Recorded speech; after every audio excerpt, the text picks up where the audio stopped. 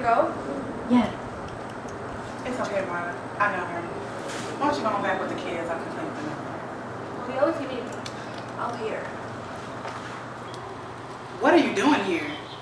I wanted to talk to you alone. Terry's in his office. I just saw him leave. You spying on us? Is that Christine Lynn with Terry?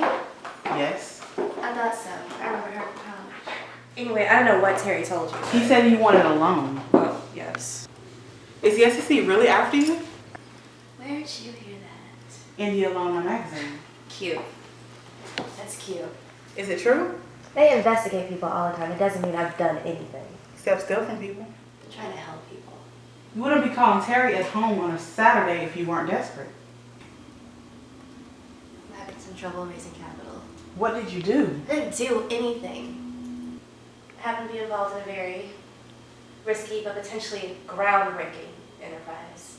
But there's a lot of government regulation and the FDA is Byzantine in its machinations. So funding is difficult to come by. And maybe when we made our public offerings, some of my partners might have exaggerated our progress.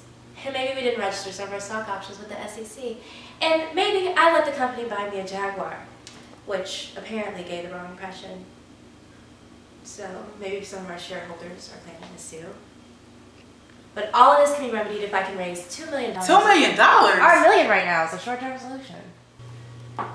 We are this close to developing 70 different, fully characterized stem cell lines. The research possibilities are endless. Imagine hereditary diseases that have destroyed lives for centuries. Gone.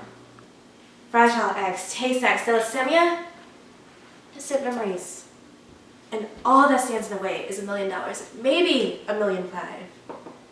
But your husband won't give it to me. It's a lot of money. It's chump change. He hands out 10 times that without blinking an eye. In 6 months, I can prove this thing is real. But if we quit now, it won't be real. It'll be dust, all the research, everything, wasted. Well, I can't help you.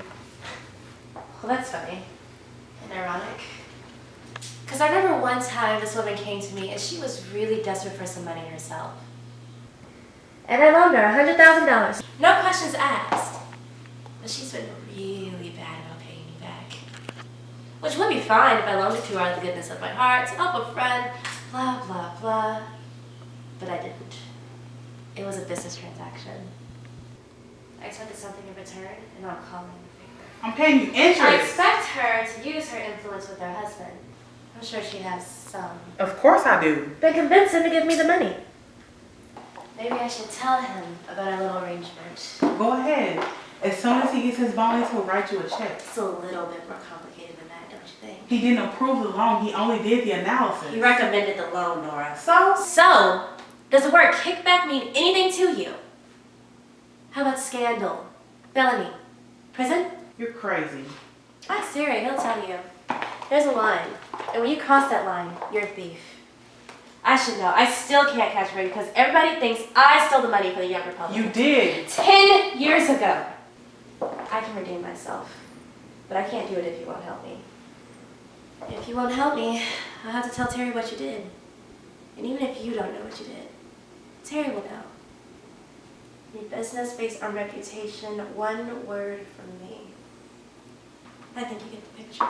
If I'm going down, you're going with me. Talk to your husband.